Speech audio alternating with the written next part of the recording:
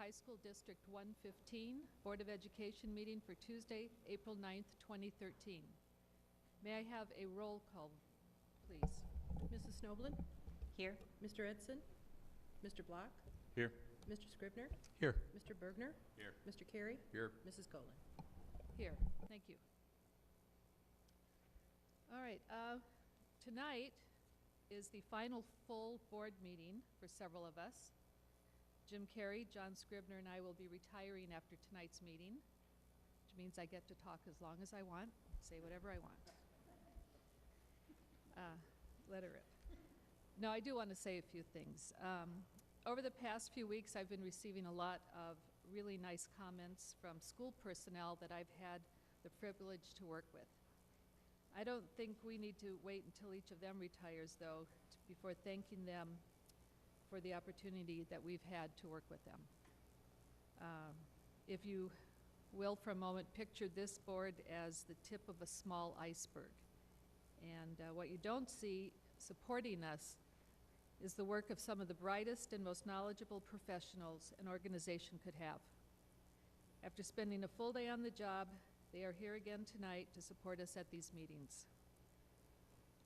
Some of those people are, starting with the school, Principal Jay Hoffman, who, as you know, is the heart and soul of the organization. Jay never makes a decision that isn't in the best interest of our children. His passion for the well-being of our students has helped us model our behavior when we need to make important decisions. Thank you, Jay. Jen Knight, our rising star. Whether it's a professional development issue or the wellness of our students, Jen has become a major source of information as well as inspiration to this board, and I want to thank Jen. Cornelius, is he here? Cornelius DuBose is the father of modern technology. If he does not own that title, he should. He is our creative go-to guy and fix-it guy for ours and the students' technology needs, and I want to thank him. Carol White. Carol White knows these buildings inside and out, and she has a crystal ball. She looks forward, she knows what our needs are, she brings it back to us, and she does it in such a professional and confident way. Thank you, Carol. Ann Whipple. People who call her the communications lady or the PR person have not been paying close attention. Ann fields phone calls from worried or inquisitive parents, from national television news people, from both helpful and pesky journalists. She is our liaison and ear to the ground with the parent organizations, city organizations, realtors. Ann knows who to call, and everyone knows to call her for factual, up-to-the-minute information. She held this president's hand during the recent strike and helped me with my brief but stunning career in television and radio. Thank you, Ann. Dr. Julie Cooley. There she is. Whether it is AP or IEP, NSSED, or core curriculum, Dr. Cooley's contribution to the district and to us, the school board, cannot be summed up with a simple set of adjectives. She is retiring soon. I have made the suggestion that we simply retire her number and hang her jersey from the rafters in this boardroom. Julie, your work and your contributions to our children, you just simply cannot be replaced. Thank you. Special thanks to Katie Laboon for her monthly reporting and for the superb job she does whenever asked to research a project for us. Also special thanks to Ms. Linda Barrett, to Kathy Hughes, and to Eileen Fowler.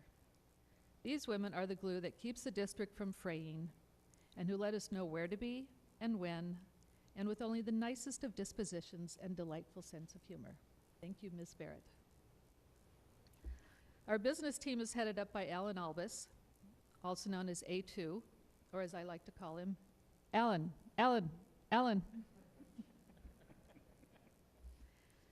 His sidekick is Jen Hermes. These two people do more than their fair share in holding up this board, this tip of the district iceberg. In an era when critics are calling for more transparency and accountability, these professionals have helped guide us to success. What are those successes? What have we as board members and as a team with these professionals been able to accomplish? Consider this. We accomplished the passage of $54 million bond referendum. We accomplished major construction renovations which were completed in an extremely aggressive 18-month window. Thank you, Mr. Bennett. We saw to the restoration and utilization of this West Campus, which currently houses an administrative center, a synthetic turf stadium, a preschool, a community theater, and a special education cooperative instructional facility. We accomplished the implementation of shared services with District 67, which has reduced cost and improved articulation between the districts. We implemented the Path to Black strategy to maintain programs and realign expenses to post-2008 revenues. We accomplished the retention of our S&P AAA bonding rating during the worst economic downturn since the Great Depression. We accomplished the selection of and seamless transition to a new superintendent. We have managed a balanced budget at a time when 67% of schools have a deficit budget. So I would like to say thank you to this board and administrative team. It has been a pleasure working with all of you. Thank you. And that concludes the president's report. Next, we have the superintendent's report. Mr. Simic? Well, the only way I could possibly hope to compete with that would be to introduce Jay Hoffman, who can introduce our children. Mr. Hoffman? Before I do, I'd like to say, talk about one thing that we had last week at the high school, and that was our Alumni Wall of Fame. As you probably know, we do our Alumni Wall of Fame every other year, and on that off year, we do the all-school walk. So this year was a year that we did the Alumni Wall of Fame, and we had 3 inductees into the Wall of Fame, all from, obviously, graduates, one from 1977 named David Crane, one from 1982 named Thomas Moore, and one from 1988 named Rob Palinka. 2 of these 3 came to a assembly for our senior class last Wednesday and spoke to our class, and the 3rd sent a videotape of his accomplishments. It's really amazing to see how well our kids receive these wonderful men and all they had to say.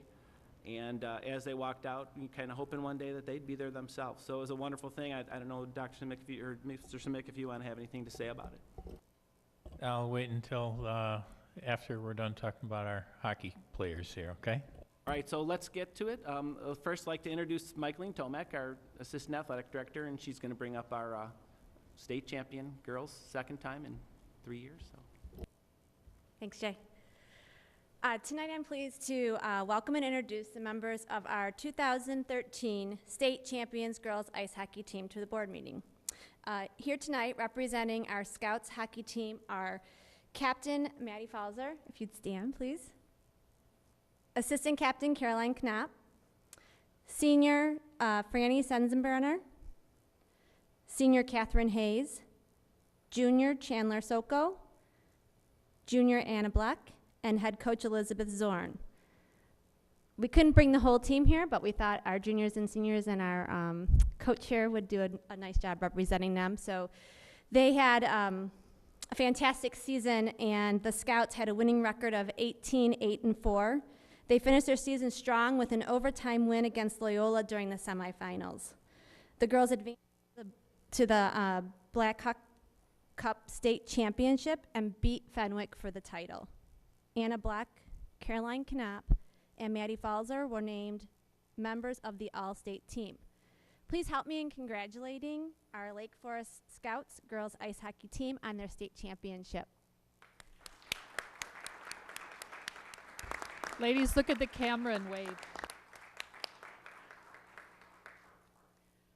If they could turn and look at the camera over there, that would be great. All right. How many of you Terrific. girls were on the team as when you won 2 years ago? For all of you, this is your 2nd state championship? Awesome.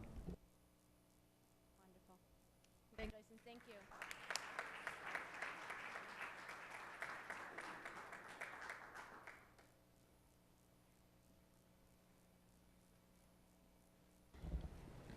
As Mr. Hoffman mentioned, the Alumni Wall of Fame was an opportunity to celebrate some older kids that happened to graduate in 77, 82, and 88. But they're still the kids of the community. And I'd like to thank Mrs. Morowski and Ann Whipple, first and foremost, for organizing what was really an amazing celebration for the community. David Crane's parents were there, and he's a 50-year-old guy with an 18-year-old. He joked that when he was speaking with his son, that he was really nervous about commenting. He's going to have to talk to the senior class, and he's really nervous, and his 18-year-old said, "Dad, there is nothing you could say that they would find interesting." And he was an amazingly interesting guy who has reached out across continents and has done things that he's really passionate about, energy in other countries. And Thomas Moore, his parents likewise were there, and Rob Palinka's parents were there as well. And it was just so interesting to see them and hear them, their various stories. And our students receive them just like they always do. They're our best representatives. And it was fantastic to have them have an opportunity to see kids that have done things that they really care about. And each of these three, it couldn't have been more different in a lot of ways. Rob Palinka is an agent for Kobe Bryant, and David Crane is the CEO for NRG Energy. Different parts of the world, literally completely different areas, but they're both pursuing things that they're really passionate about. And that's the stuff that Mr. Hoffman, better than anybody that I know, articulates the message of having kids find something they really care about and pursue it, and that the school's job is to help them do that. So it's very inspiring, and thank you very much for the opportunity to speak. Also, not as glitzy or glamorous, but Mrs. Golan mentioned it again, the AAA bond rating. It's a brand new, recently reviewed bond rating. And Mr. Albus, if you wouldn't mind telling us a little bit about that process and why it's so important. Well, a month or so ago, we received, as part of a routine review, some questions from S&P regarding our financial operations and our fund balances and the controls and procedures that we have in place in the district. And so we responded to those over a several-day period and sent that off to S&P. And last week we were notified that the AAA bond rating had been retained. I don't have it in front of me. I had cited, though, in communicating it, they had cited in how we had navigated through the economic downturn and that the controls that were in place. And so we took that as very good news. There's only 24 school districts in the state of Illinois that have a AAA bond rating, and I'm going to put Liz on the spot. Across the country, around 100. It's under 100. So it's a pretty rare air to be in, and so we're proud of that. The number I heard was 67 school districts across the nation enjoyed a AAA bond rating. This is great credit to the stewardship and the steady hand of our board president and the people on it, all the members of the board who are such sound stewards of the district's finances, first and foremost among them, Mr. Jim Carey. One of the points that Harry Griffith and Alan made a few years ago at a prior meeting with S&P was that we were running deficits by virtue of prior commitments, notably the labor contract with the teachers union. And we were running those deficits, but we were going to come back to black. And they outlined a program, probably like everybody else who sits with a rating agency, as to how they will do better going forward. The distinction here was we did it. We actually carried through on that plan, restructured as many contracts as we possibly could. And when I say we, it's the collective body, and notably this administration here. Restructured any contract they could, cut expenses wherever they could, with the last area being cut being the classroom. And notably, renegotiated a new contract with the teachers' union that reflected current economic conditions as opposed to what they were 5 and 6 years ago. I think the key thing going back to S&P was, we told you a few years ago, here's what we're going to do. Now we've done it. Now we're back to balanced budgets, and we're looking forward towards balanced budgets going forward. That's the type of reaffirmation that they're looking for in follow-up work, and again, I think it was followed through with the AAA rating. Okay, thank you, Mr. Carey. And on a final note related to communications is Mrs. Whipple. And before you talk, Mike, Sharon, and Jim, you were kind enough, I think, Mike, to share S&P's full letter with the entire board, and I think it covered a lot of ground, and in particular covered the laundry list of actions that the board and the administration went through in the 08 to sort of current time frame. And I would see that as something valuable and important to put on the website or to share more broadly. And I don't know if there's any restriction via S&P with that or what have you, but in the interest of transparency and to give the community some fuller insight into the workings of the district over this period of time financially, I think it would be helpful. Thanks, Ann. I'm sorry. That's all right. No, that's fine. I did meet with you in October, and Mr. Simic asked that I just give you a brief update on some of the highlights of some of the things that we've been doing in the arena of communications. When we met in October, we talked about ensuring a systemic, long-term approach to meaningful communication strategies and engagement. And I just wanted to remind you of some of the points that were brought up at that time. We hope that our goal was to have a multifaceted, proactive, transparent, focused and consistent, data-driven program. And so I just wanted to hit on a couple highlights tonight of some of the things that have happened since that meeting in October. When we looked and did an analysis of where we were, and this goes back to Mr. Carey and some of his points, some of the areas that were cut during the economic downturn were some of the areas of communication that we felt could be sacrificed, but that we hope to be able to reinstate at some point in time.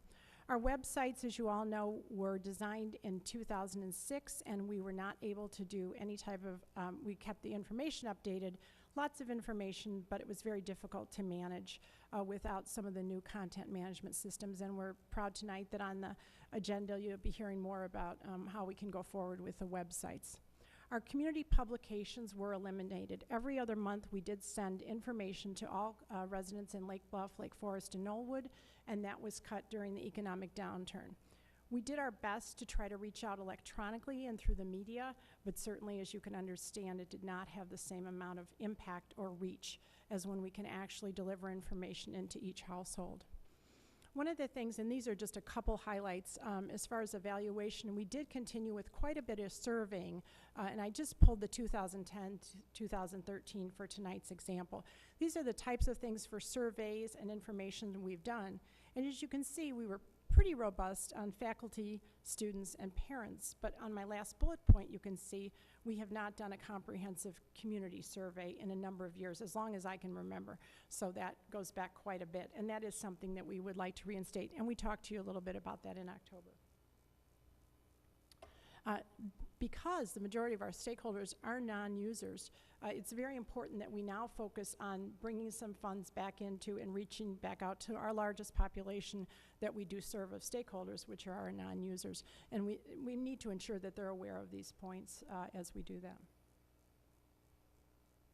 So I wanted, really this is kind of a peek into Mike Simic's calendar, if you will, along with many of our other administrators and staff.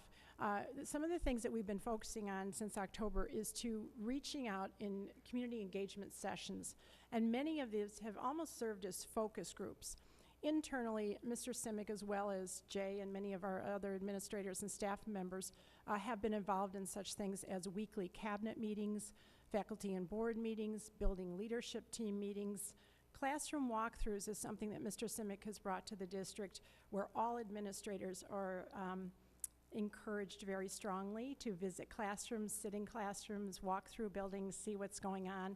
So they're seeing us on a very regular basis, which is unusual to some of our teachers in classroom settings and departments, but they're getting very used to it. Tri-District Day was this year, the first time, and I know we talked about it briefly, that 65 was at the table. Dr. Sophie came and joined Mr. Simic at the opening events, and it was very well received, and that was really a great day. And then Mr. Simic has been in meeting with groups of students. We know Jay does that each and every day, numerous times, and with staff members, and that would be too large to quantify how many times Mr. Hoffman's involved in those activities. The board workshops, you all know, that Mr. Simic has put together.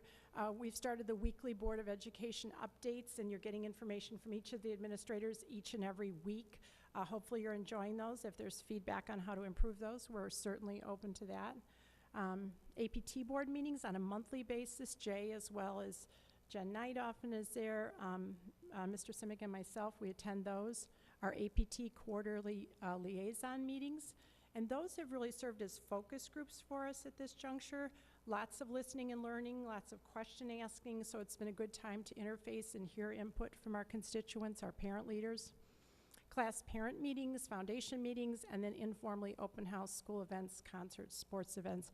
You'll see, obviously, Jay and our administrators, as well as Mr. Simic, at many of those, and it's a great time for informal input from our parents. Externally, we have presented, and some of you have joined us at the Lake Forest City Council, the Lake Bluff Village Board. Mr. Simic meets with the I Can't group on a regular basis. This is city and village leaders. The unique name is because they have a hard time getting their schedules together. I can't meet next week. I can meet on Thursday. We did present to the Lake Forest and Lake Bluff real estate community and had probably, Mr. Carey, would you say about 35, 40 members there that day, so it was a nice meeting with them.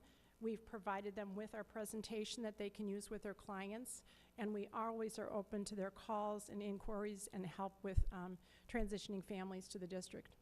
Upcoming on Mr. Simic's calendar, he's very excited about meeting with the men's club and the women's club at the senior center, and then the ministerium group we'll be meeting with in the near future.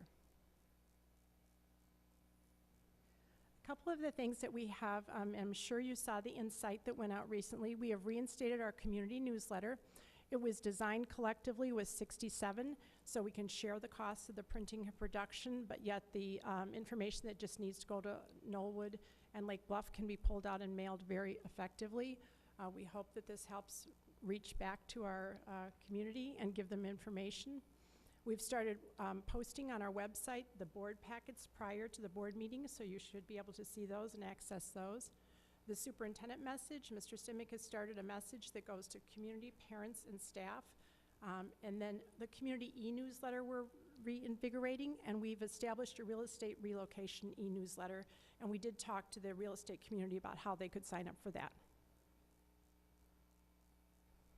The media has been interesting this year. Of the 6, 7 sources I have up there, all but 2 have new editors and reporters.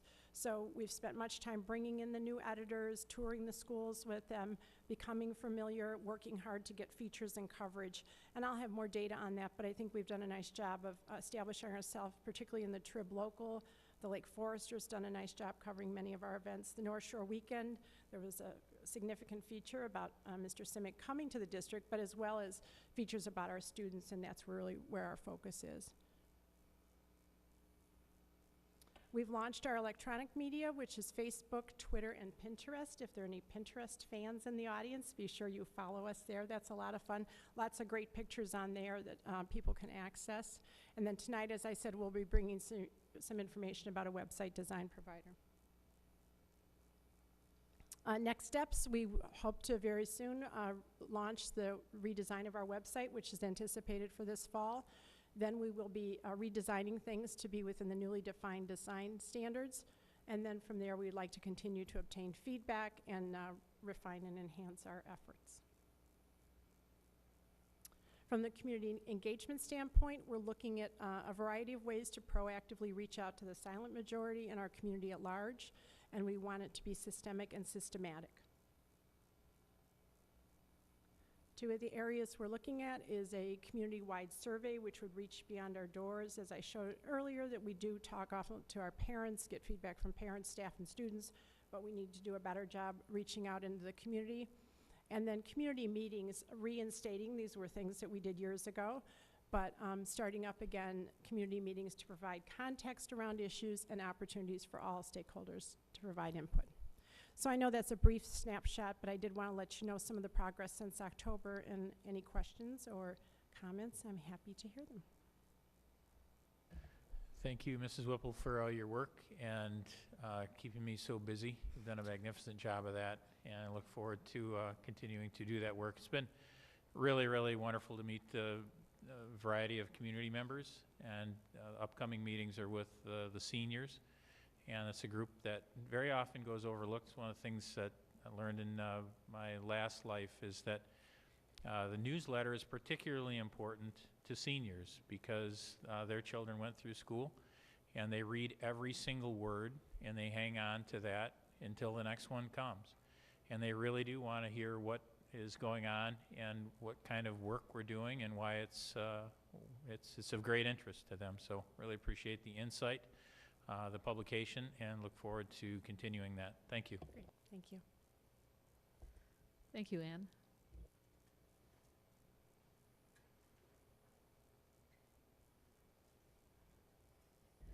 Okay, at this time, we have public participation. Is there anyone in the audience who would like to address the board? Okay, and if you would limit your comments to 3 minutes, please. Mrs. Thorner?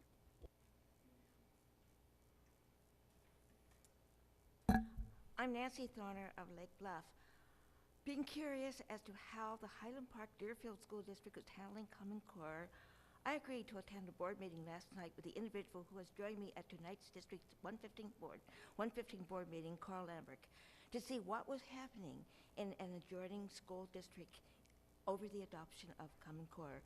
At the meeting, a high school English teacher described how Common Core standards were being applied in District 113, even though the District 113 is not a member of the IEA, as it has its own teacher union.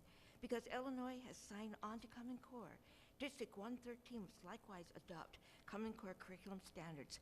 By the way, the Common Core set of standards apply from kindergarten through 12th grade. The Highland Park teacher used the metaphor of a buffet to describe Common Core, wanting every student to taste from every plate, noting that students often do not know what is good for them. The same teacher then related how there are 75 Common Core standards alone to meet in English here in Illinois. That means 75 buffet plates that must be juggled, hoping that students can master them all by graduation time. As I related to the 113 school board and Superintendent Fernera, it was appropriate that an attempt was made to explain Common Core to the board. But what about the parents of school-age children who are being used as guinea pigs? They are being exposed to a curriculum that has not been tested or tried for results. Illinois quickly signed on to Common Core in 2010, even before the curriculum was formulated. These are the questions that I pose to you. Common Core presumes that all students need to be exposed to the same thing to be considered illiterate. Why is that? And what is illiterate? Can it be defined? 2, Common Core is supposedly grounded in evidence, yet there is no evidence that the educational experiment of Common Core will work. 3, why is the federal government involved in education? It should be a local issue. We are said to have the finest teachers here in Lake Forest, and we pay them big bucks, give them free health care and many other perks. Why then must Lake Forest high school teachers be given a guide by the federal government, telling them of the standards they are to meet in teaching subject matter? 4, has District 67 and 115 explained to parents just what Common Core is all about and how it will affect their children? At the March school board meeting, after having had articles published at Lake Forest Patch and other sites in which I questioned Common Core standards, Superintendent Stymick personally informed me that I had nothing to worry about. Since then, I was informed that Mark Stein, UniServe Director of the IEA, whose office is located in Mundelein, was working with Lake Forest School District. In contracting Mark Stein, he replied back to me in a very curt manner that this was not true. I need clarification, Superintendent Symek, as to whether Mark Stein was being entirely truthful with me. A little bit more. In the meantime, has the Lake Forest District considered the cost of the new educational materials that must be purchased to implement CC? And what about teachers who must learn how to teach the Common Core way? Also food for thought, why are there several states presently trying to legislate out of Common Core?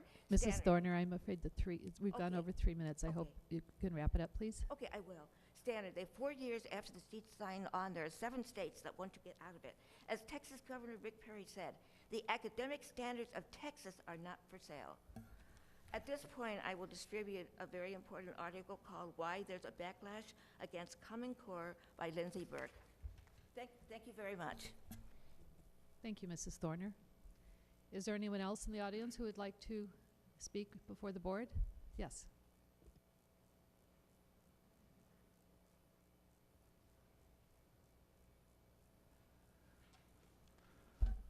My name is Carl Lambrecht. I'm from Highland Park. We were at the board meeting yesterday in Highland Park, and what I would like to discuss is some of the things that happened at last meeting.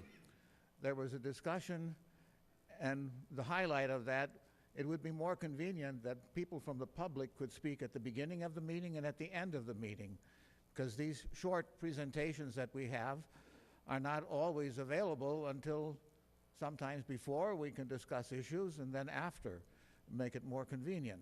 For example, there was a big discussion about all the teachers who came here to try to get a job, even though there was a terrible strike here of teachers in the school district. Well, 2 things. The strike won, as I understand. In Cary, the school took care of the things in another direction. They cut salaries by approximately 2%, and they froze them for 3 years. That's quite a contrast. But one of the difference in Cary, the superintendent's salary is $150,000. Assistant superintendent is less than $110,000. That gives you an idea that people have a respect for salaries, because administrators are not necessarily the educators in all this. The educator is in first place. Administrator, when you go to a doctor, you see an administrator first. Then you see the doctor. The teacher's the doctor. I think that's important to recognize. Now, I see here that student fees are involved. According to the Illinois pension plan, pension scam, Lake Forest is in first place with cost. Last year in April, it was $43,000 per student. You know, some universities don't charge that much. That's the reason that you're doing so fine. You're taxing the people to death. That's not necessary if you reduce your administrative cost. I mean, contacting the community and telling them what's going on in the school and visiting the real estate people, this is a nice thing to do. It's not something necessary for education. And I don't think you have to repeat that. Then I see here student fees. Even though the education is public and you have such a high cost, you still charge the students for something. Is it $100, $50, or $1,000? There's a public school, I should say a private school, that charges $3,500 for grade school. That's right here in the area. It's in Highwood. It's called St. James. It costs $5,000. They get a pretty good education there. They don't have this extra building laying around because it was accidentally made. Now, because it was accidentally made, you had to use it for some reason. And nothing was mentioned of what the result was of the closed session meeting. Thank you. You went into open meeting, but I didn't hear the report of what the result. I understand you had a closed session, but usually at the end of the closed session, you give a small report to the public. Right, your 3 minutes are up, so if you wouldn't mind Yeah. wrapping it up at this point. Yeah, well, that's okay. But will we get a report on the closed session? No action is ever taken in executive session, so there's nothing to report. Yes, but you make a report, don't you? Yes, we keep minutes as prescribed by law, but we don't make a report. Thank you. That's one of the problems, that you have too much law connected with all schools. But this corruption of law is related to many non-organizations. Okay, moving on. Thank you very much. We have our reports.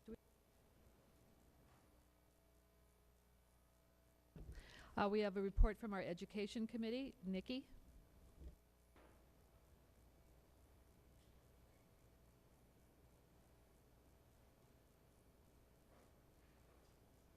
Okay, the Education Committee met on this past Wednesday, April 3rd, last week Wednesday. We had a recap about the Tri-District Institute Day from Jen Knight. I think the board has already heard some of what happened there, but it was a very productive day. Both Mike Simic and Jean Sophie from District 65 spoke, and they were very well received. The teachers had an opportunity to work together on visioning and also talking about Common Core standards, which are not a curriculum, but rather a set of outcomes that we hope to achieve for our students, not very different from the outcomes that we've always hoped to achieve for our students.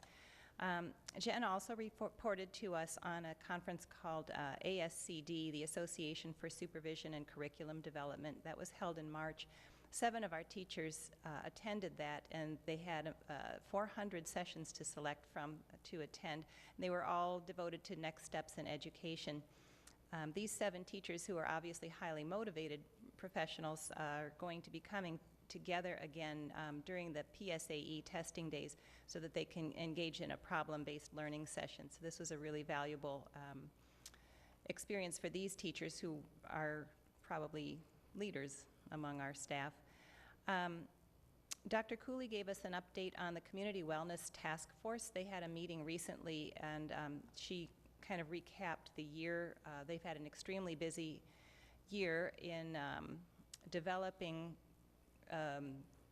community resources, evaluating the resources available in the community and further developing those for the emotional wellness of all the young people in the community. It's a group that's composed of the school and a lot of other organizations across the area. She spoke about Depression Awareness Week, which is coming up the week of May 6th, and there'll be a lot of activities in school for the students. So that was a very valuable update. Leading the task force for the coming year are going to be our own John Maher and Dr. Ingrid Weimer. Jen Knight then gave us a preview of a presentation that this board will get in another month or so of the Common Core standards, which was really helpful for us to understand what they're all about, because there's a lot of misinformation out there about the. And she emphasized that the standards align with our district's ongoing priorities, so they don't reflect a change in direction for us. They're where we've been wanting to go all along. Now we have a little bit more structure for getting there. We talked quite a bit about the nature of the standards and the fact that they are not a curriculum, but they're a set of competencies. We determine our own curriculum then to help our students achieve those competencies. So that was a very helpful overview for us, and I know she'll be polishing up her already outstanding PowerPoint and giving it to the whole board. Jay Hoffman talked to us about the educational vision statements and goals. And it was actually really helpful that we had just talked about Common Core, because some of the goals do implicitly or explicitly refer to the Common Core. So we had a few questions and suggestions about wording, and Jay and Jim Sullivan were going to be reviewing that. And I think, do we have it tonight for approval? Yeah, we will, or ratification perhaps is the term we decided on. We don't have another meeting of the Education Committee set up for this year, so on the assumption that this was our final meeting of the year, we took the time then, and I want to take the time again now to thank our community members who've served on that committee. They are Beth Coughlin and Ann Sorensen. Beth has been on the committee for many years, I think at least 6 years. Her Her insight as a longtime community member and her formidable analytical skills have been of tremendous value to that committee. We can't thank her enough for all the work that she's done over the years. Anne has been on the committee for, I believe, 2 years now, and as the parent of 2 current students at the high school, and in fact, up to last year, 3 current students at the high school, her insight's been extremely helpful. She helps us stay in touch with exactly why we're doing this, and emotional wellness is an area of particular interest to her, so it's been great to have both of them on the committee. Todd, do you have anything to add to that? No, you were very thorough. Thank you. We don't know what our plans are for the committees for next year, but in any case, it's been a great year for the Education Committee, and we appreciate all the administrative insight that we've gotten on that committee. Thank you, Nikki. Board Finance and Operations. Jim or Dick, any report? The Board Finance and Operations Committee has not met since our last meeting, but for the public, you should know that the committee in late February had reviewed a number of the items that are on the approval agenda for later on in this meeting. And there was a significant debate about these points during the course of that open Operations and Finance Committee meeting. Since I will be leaving the board after this meeting, I did want to take the opportunity to thank the community members who have been part of finance and operations as well.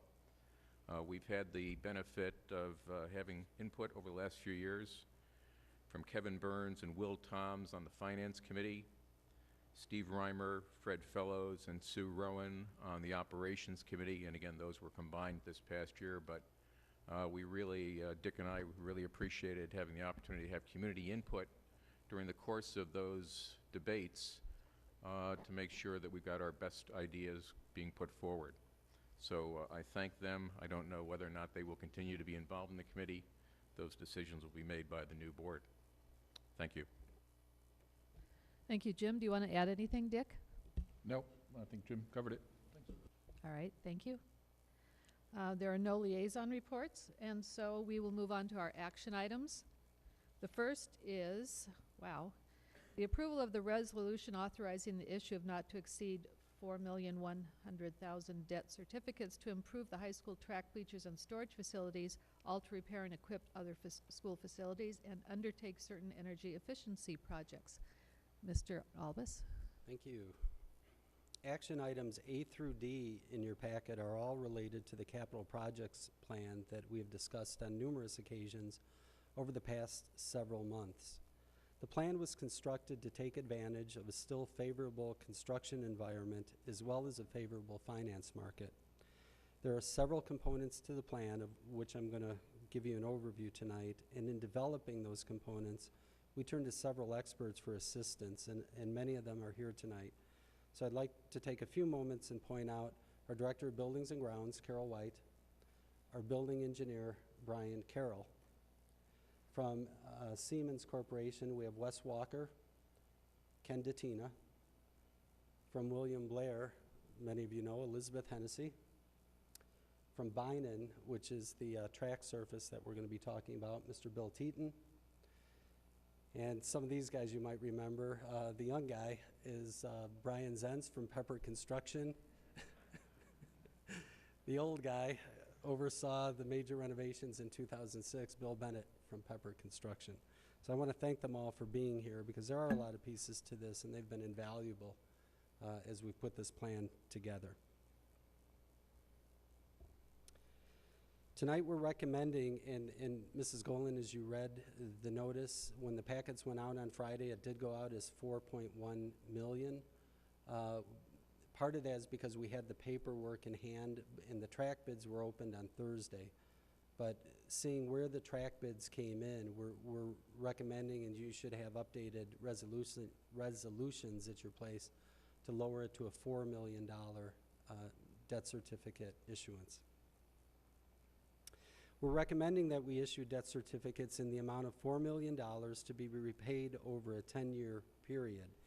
It's important to note that all of the projects that I'm going to review with you that we've identified have a life expectancy of greater than 10 years. From a very macro level, the project breaks down as follows. The track replacement, $1.7 million. The Siemens performance contract, $1.7 million. The storage, auditorium rigging, and other, just over $500,000 to get to the 4. Another way of looking at this is I'm going to talk about the track, and the first 2 Siemens projects that I'll talk about are the replacement of the Dectron units for the pool and the air conditioning chillers. Those 3 projects comprise $3 million of the $4 million that we're looking for in this plan.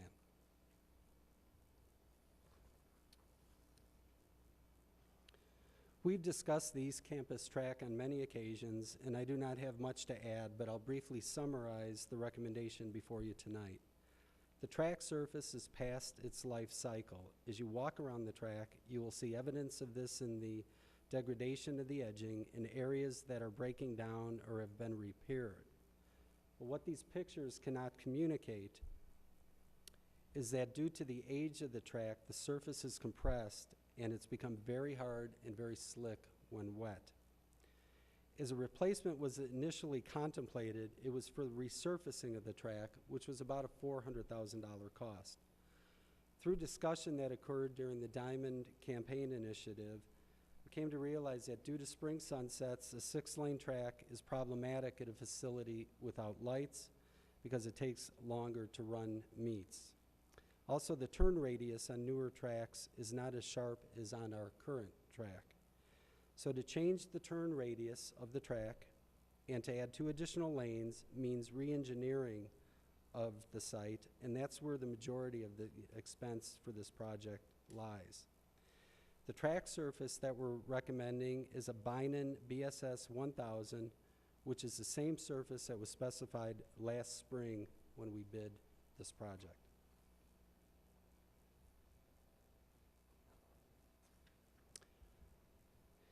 As I go through the next few slides, please note how well maintained the surrounding areas are. Your building engineers, Brian Carroll and Randy Fleming, take a lot of pride in their work area.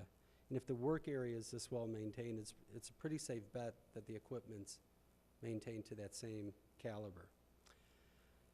You've heard us talk a lot about the Dectron units, and for anybody watching tonight who doesn't know what those are, the Dectron units are the air system for the natatorium. They're 2 units that move a tremendous amount of air in order to control the humidity and the temperature in the natatorium. Sometimes it's difficult to tell by these pictures, but if we were to bring the Dectron units and place them in this room, it would take up, I would say, a good 3/4 of the room. I mean, they're very, very large units. The existing units are past their life cycle and no longer operate efficiently. As a result, it's difficult to maintain a negative airflow in the natatorium. Several years ago, we looked at adding an exhaust fan to help with the airflow to create a negative pressure. And we had engineers come in at the time, but their report back to us was that these units either needed to be rebuilt or replaced. So you may recall last fall, we actually bid out the replacement of these units. Shortly before the bids were opened, we were getting information from our architects that the projected cost of $450,000 was going to come in more like $6. When we opened the bids, they came in at $900,000. So we recommended to you that we reject the project, and we took a step back and said we need to approach this in a different manner. That became the catalyst to embark on calling in companies like Siemens to take a look at our facilities. Carol White had the foresight to use the RFP process to obtain proposals on other mechanical systems that were in our 5-year capital plan as well.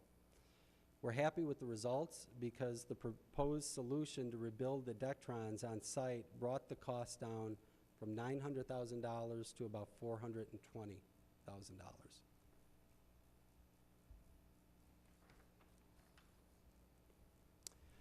This is a picture of 3 300-ton chillers that are used to cool the East Campus facility.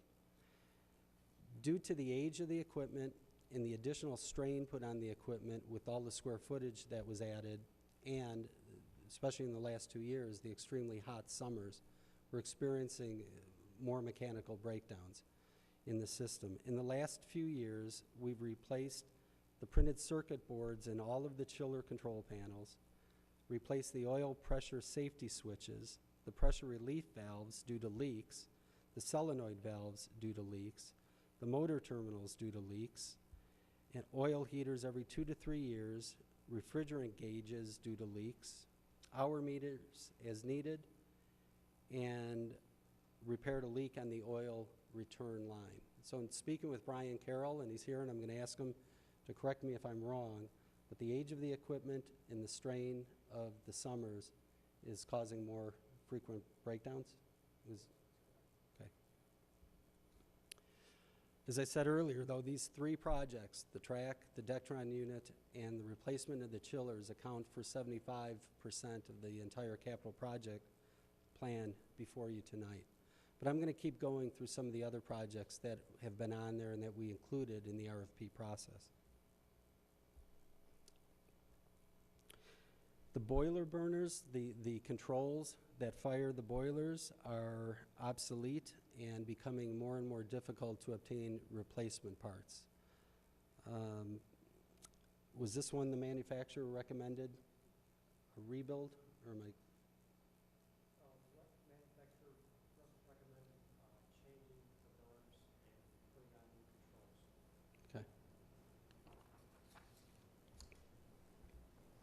By the way, at the back of the resolution, or near the back of the resolution, is an Exhibit 1 that identifies all of these projects and the approximate cost of each.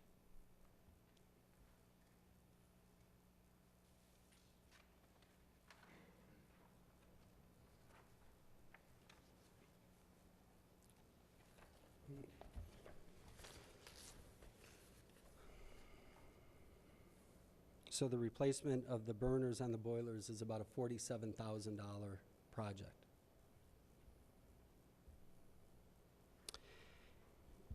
In some classrooms located in the basement, we have a difficult time controlling the temperature and the humidity. And I don't know if you can tell by the scale of this, but this is a picture of a unit ventilator that exists in those classrooms. Our original notation in our capital projects plan was to replace these units, but after going through the building, Siemens' recommendation is that we tie it into the HVAC system. Is that correct? Which is a different solution, but is intended to give us better control over the temperature and the humidity. This project is approximately $197,000. Now, part of the RFP process was to allow Siemens and other companies to inspect our mechanical systems in the building and make recommendations that we might not have identified as well. So the next couple of projects that I go through are going to highlight some of the recommendations that Siemens made. First one was the replacement of the natatorium lights. As stated in the Siemens report, the existing system is showing obvious signs of age and corrosion. Also, the probe start technology has been eliminated through federal legislation.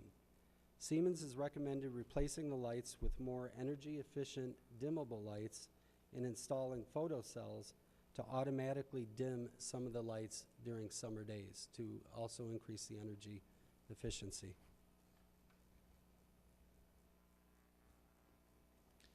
Siemens has also proposed some minor adjustments of about $13,000 to the air system of several rooms on the second floor, including the public room. The adjustments are designed to improve the heating and cooling capabilities in those rooms. There are also proposed improvements, and I don't have pictures for these, to air handling units and the installation of CO sensors in the gymnasium and field house that would adjust airflow in those spaces based on the occupancy of the space. Some of the Siemens projects that we are recommending are eligible for Department of Commerce and Economic Opportunity rebates. If we acquire all of the rebates, it'll amount to just over $135,000. The projected annual energy savings from the proposed contracts are almost $66,000. Please be aware that prior to entering into a performance contract of this nature, the work in the energy savings must be reviewed by a third party that is an architect or an engineer.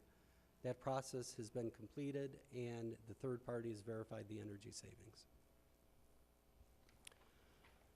So that brings us to an end of the Siemens projects that are proposed that comprise the 1.7 million that I talked about. There are a couple other projects that we are looking to finance over time that I'll highlight for you now. And the first one is replacement of the rigging system in the auditorium. And so it showed up a little better on my computer, but on the left-hand side, the picture, if you can make out, there's some red levers. So we have a lever system there, and what we're looking to do is replace the system with an electrical one that can accommodate more sets of a heavier weight. The new system would also be a counterbalanced system, which from what we're being told is a much safer system than the current one. Alan, do you think turning down the lights would possibly help view the images? I don't think on that one, it looks fine on the PC, but when I looked at it earlier today, No, it does a good job.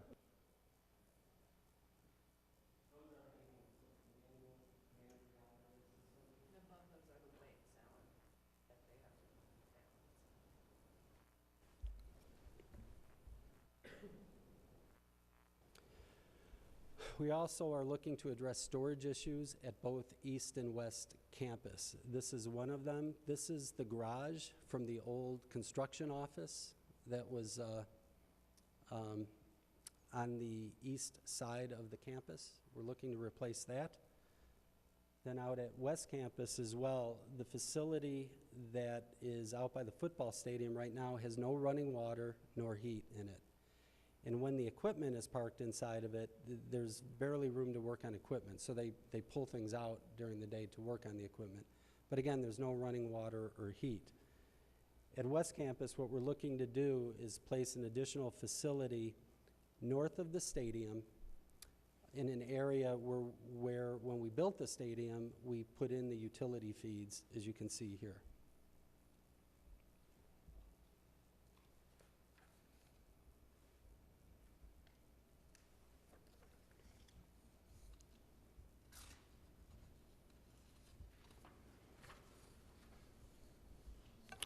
We have worked on several project schedules, and the track would start at the beginning of June and end in September.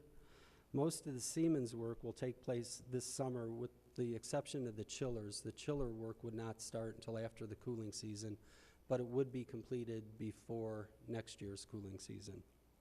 This time I'd like to ask Liz Hennessy to make a few comments about the current financial market and what we can expect when we go to market.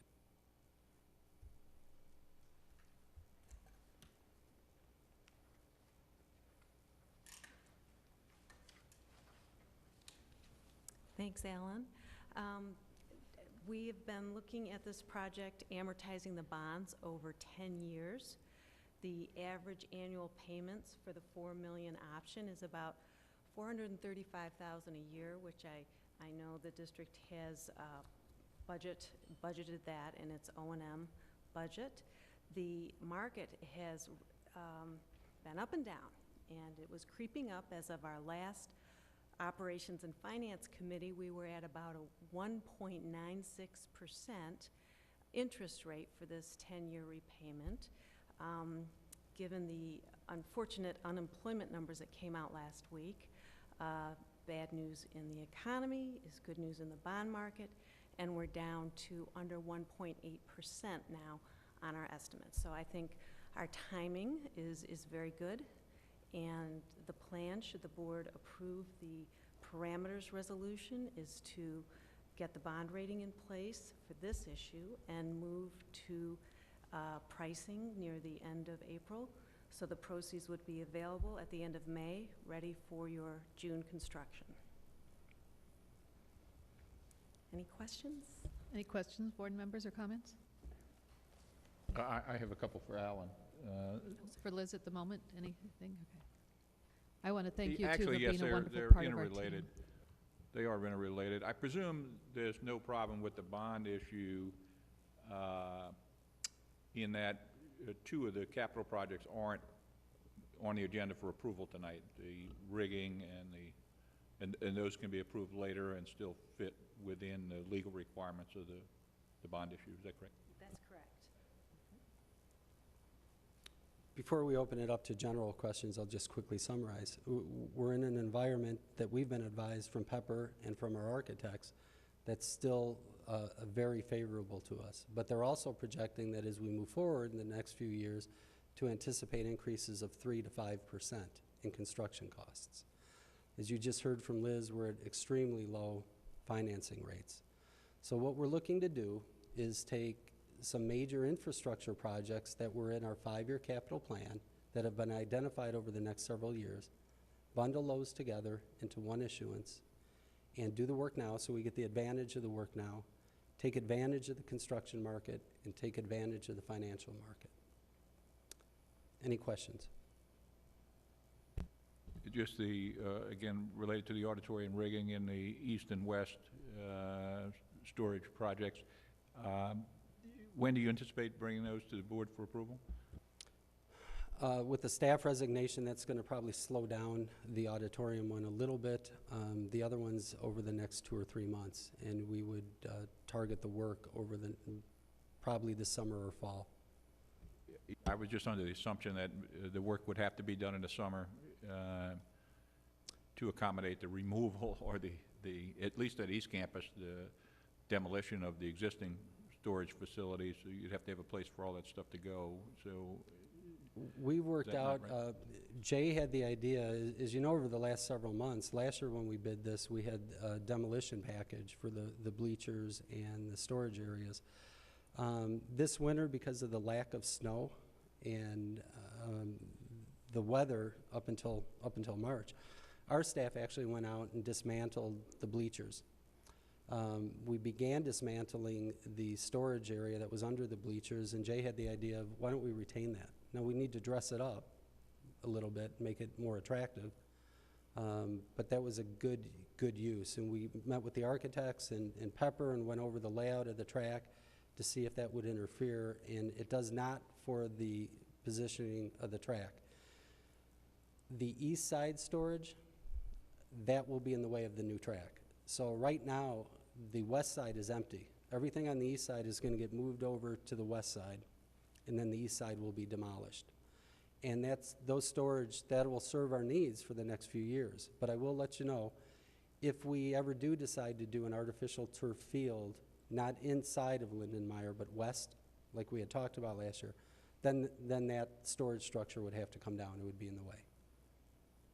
But that's our current plan right now. So we could move everything that's on the east side over to the west side, and we're good to go for right now. Okay, thank you. Other questions, board members? I just had a comment, observation, having watched the track meet at the track last night, and the final event took place at a point where the runners couldn't be seen until they were about 40 yards away. And that's the issue that Mr. Albus has talked about. We're constantly competing with daylight over there, and so they have to run so many heats because it's a smaller track. Also, as the runners run around a track, tracks should make some noise as runners run across them. It should not go slap, slap, slap as their feet strike the track. It is very hard, and it was a cold and damp night. And unless students had cleats on, it was remarkably slick as well. So you see a tangible evidence of the things that Mr. Albus has talked about if you go out there in the evening, especially on a cold spring night.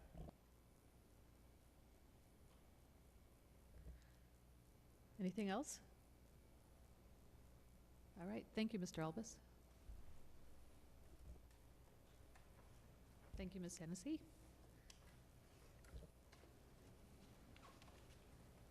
Okay, at this time then, I would ask for a motion. I move that the Lake Forest High School District 115 Board of Education approve the resolution authorizing the issue of not to exceed $4 million debt certificates to improve the high school track, bleachers and storage facilities, alter, repair, and equip other school facilities, and undertake certain energy efficiency projects. Second. It has been moved and seconded. May I have a roll call vote, please? Mr. Block? Aye. Mrs. Snoblin? Aye. Mr. Carey? Aye. Mr. Bergner? Aye. Mr. Scribner? Aye. Mrs. Golan? Aye. Motion carries. Next is the approval of the Siemens performance contract. Are there any other questions, or Mr. Albus, do you have? Just a quick update. When we sent the board packet out last week, I think our recommendation said approve substantially in the form presented, subject to attorney review. But over the weekend and yesterday, we were able to work through all the issues. So what's being presented to you tonight is the final version. Is there a motion to approve the Siemens performance contract? I'll move that the board approve the Siemens performance contract as presented. Second. It has been moved and seconded. Board members, any questions or comments? I would comment, I don't know if you mentioned, Alan, in your presentation, that these projects in the aggregate are estimated to deliver $65,000 a year in energy savings. Is that correct? Did you? Okay. I was distracted at the time, I guess, offsetting the interest costs associated with the entire $4 million worth of financing. So. Any other questions or comments from board members? Okay, it has been moved and seconded. May I have a roll call vote, please? Mr. Carey? Aye. Mr. Bergner? Aye. Mr. Block? Aye. Mrs. Snoblin? Aye. Mr. Aye. Scribner? Mrs. Golan? Aye. Motion carries. Thank you. Next is the approval of the track bids. Mr. Albus? In your packet is boy, this looks small compared to the things we used to deal with, is a bid summary write-up for earthwork, site concrete, and asphalt pavement in the amount of $926,555. This bid was coordinated by Pepper Construction. As I mentioned earlier, the bids were open last Thursday. The due diligence work took place on Thursday, Friday, and I assume maybe a little yesterday, and no changes. And so we're good on that. I also included that Mr. Zentz had prepared a budget summary, because while you're approving these bids, the amount that we're financing for the track is $1,732,000, and if you look at the back, you can see the breakdown of where all those numbers came from. May I have a motion to approve the track bids? I move that Lake Forest High School District 115 Board of Education approve the track bids as presented. Second. It has been moved and seconded. Board members, do you have any questions or comments at this time? Okay, then may I have a roll call vote, please? Mr. Bergner? Aye. Mr. Scribner? Aye. Mrs. Snoblin? Aye. Mr. Block? Aye. Mr. Carey? Aye. Mrs. Golan? Aye. Motion carries. Thank you.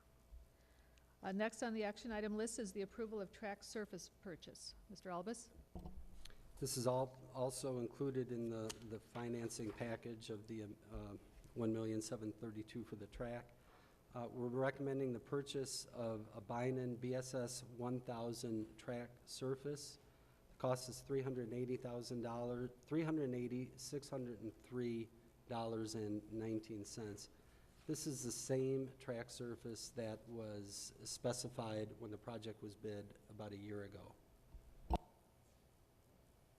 Is there a motion to approve the track surface purchase?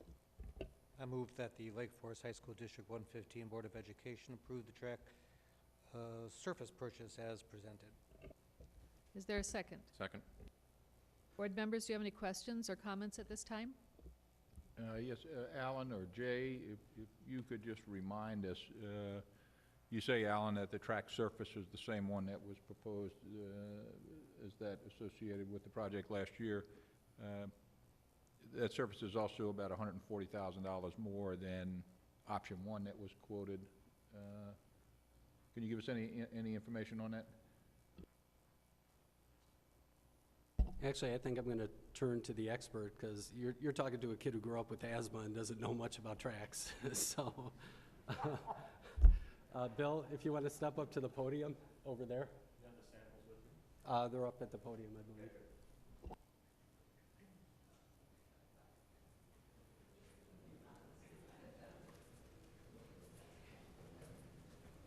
Good evening. The first option that they propose is this sample right here. It's a BSS 100. It's made of 80%. I'm sorry, you're going to have to speak it, you're going to have to speak into the microphone, otherwise it won't pick up. It's made of 80% ground up rubber tires, 20% polyurethane binder. It's a product that's paved in place. It's 100% permeable. The water floats through there down to the asphalt and then evaporates out. That particular technology is probably 40 years old. That particular track surface in the market today has a typical life cycle of 10 to 12 years before they tear it off of the ground, replace it. Because your track surface has been there for 20 years, that's more of an anomaly than the norm.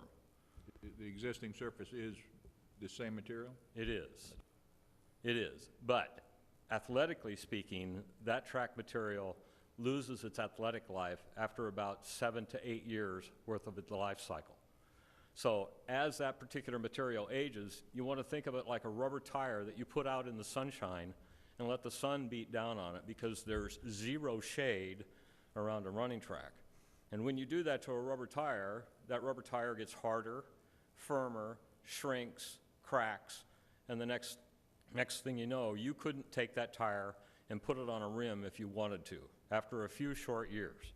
That track material does the same thing. Shrinks inward, pulls at the edges, creates issues where it will break away from and delaminate from the asphalt that it's glued to. And then as it ages, it continues to get firmer and firmer and firmer. It's temperature sensitive, so when the temperature gets to 35 degrees, it's as if the athletes are running on concrete. When it's 80 degrees outside, it's soft, it's mushy, and again, the athlete's performance suffers because of the cushioning on the track surface. The proposed track surface that he's offering to you folks with the BSS 1000 is a 10 millimeter dual durometer product. That particular material is a 13 millimeter single durometer product.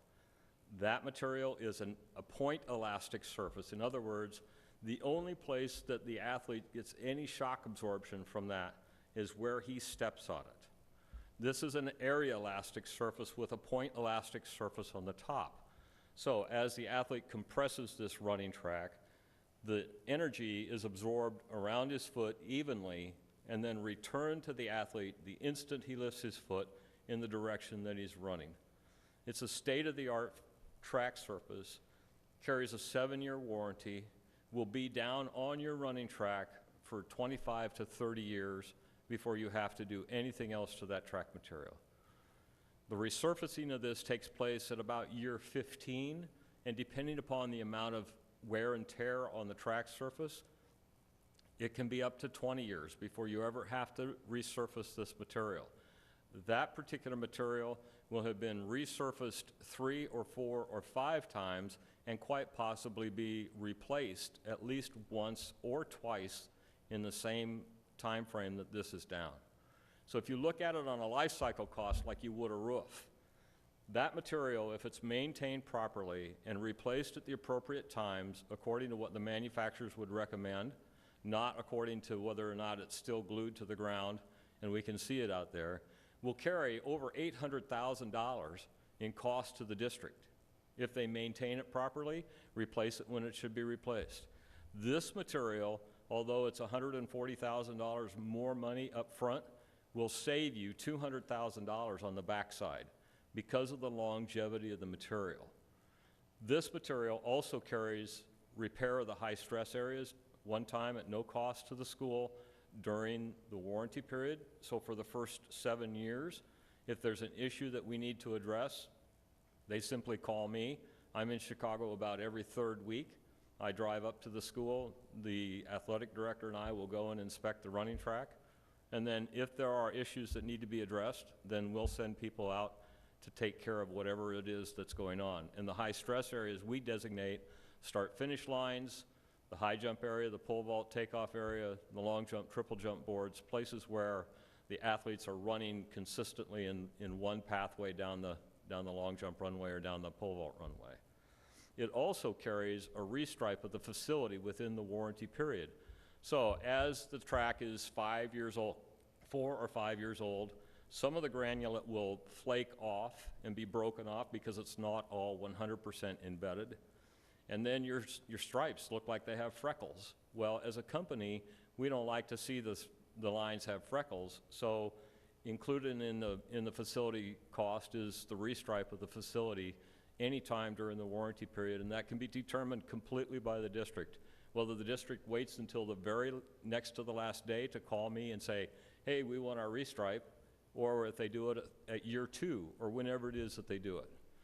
That particular cost right now out on the marketplace, if you haven't restriped a track lately, is about 10 grand. So when you look at it on a life cycle cost, when you look at it on the ability of the athletes to use it in all types of weather with the same feel underfoot from 0 degrees to about 110 degrees, the difference in the performance that the athletes will see, the reduction in the injuries, the reduction in the shin splints, the hip, knee, and ankle stress fractures, all those go down. It's a big improvement. I appreciate it. I don't know if we need to take up any more time for the rest of the board, but All right. you Any sold other me, questions? you sold me in the savings over the life of the Just premium product. so- one quick question. How long has that newer material been available? This material? Yeah. This material in its current format, we've had it on the market for probably 25, 30 years. Okay, so when you're saying that we may have it on the ground for 25 years, you've got proof of that? We just resurfaced the running track at St. Olaf College that was installed in 1991 and had never had any maintenance coatings to it except to be restriped. Thank you. You're welcome.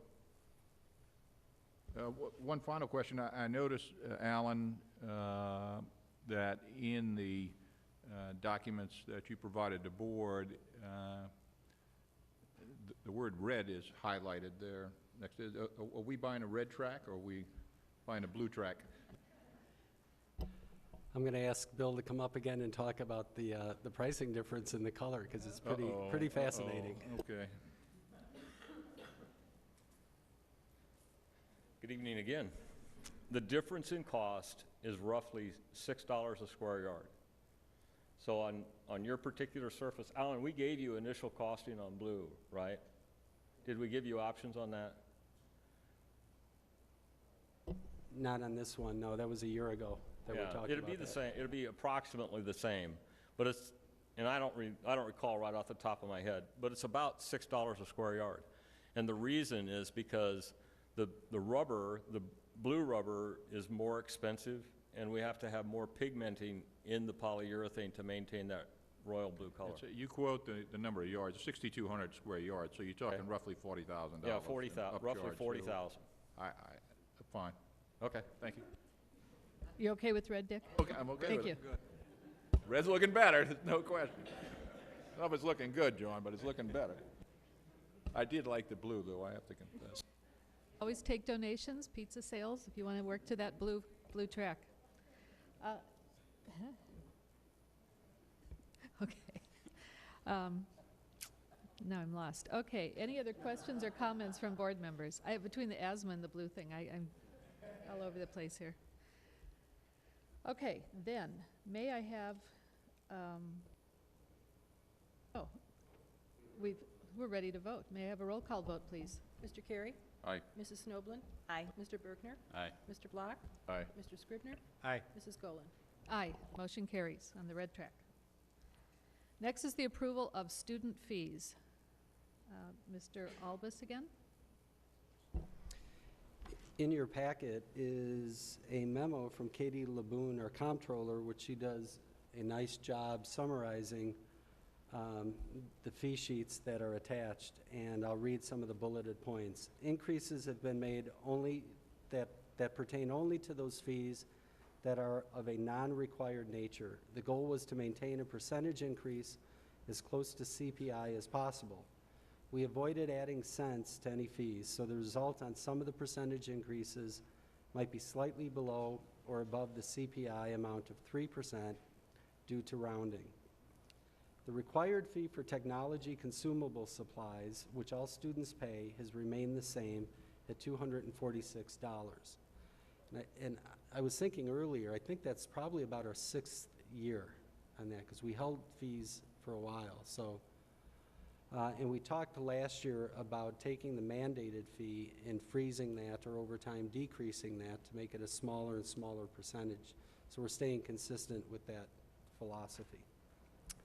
The driver ed fee has been maintained at $350, which is the maximum amount that the state allows us to charge. Jay Hoffman recommended that the Young Idea magazine stay at $20, as this is the cost of production. Tim Burkhalter surveyed the athletic directors within our league. This was a little beyond when we talked about it at the committee meeting. But Tim surveyed athletic directors within our league to get a better idea of the athletic admission fees charged around the area. The results of the survey are attached as the third document, and upon his review, the recommendation is to not increase our current admissions fee structure of $5, $2, and $1. Also, there's a recommendation after speaking with the guidance office to, I believe, increase the fees from $11 to $12 when a student asks for more than 8 college applications. Transcripts, right? Okay, may I have a motion to approve the student fees? I move that Lake Forest High School District 115 Board of Education approve the student fees as presented. Is there a second? Second. It has been moved and seconded. Board members, do you have any questions or comments to make at this time? Or Mr. Simic? Yeah, a comment as a newcomer to the area and coming from a place where student fees are, with the exception of athletic fees, are prohibited, and was actually quite shocked to find the magnitude of the fees that that parents pay, particularly parents with a number of children.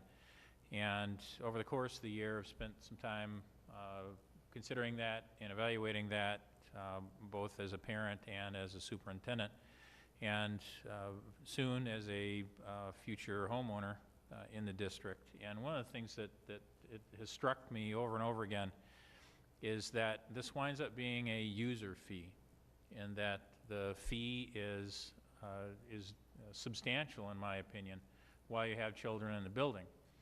However, when you do not have children in the building, you have the ongoing benefit of having one of the finest public schools in the entire nation that helps maintain your property values, and that you do not have those user fees.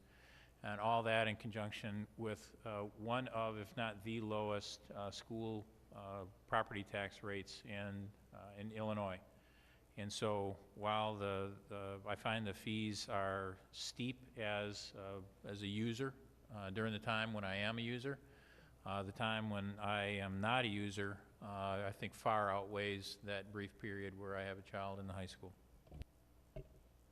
Thank you, Mike. Other comments? I had heard before how many households in this community have children in the district. Do you know that number, Mike? The number that I heard was that 7% of our homeowners have a child in the high school.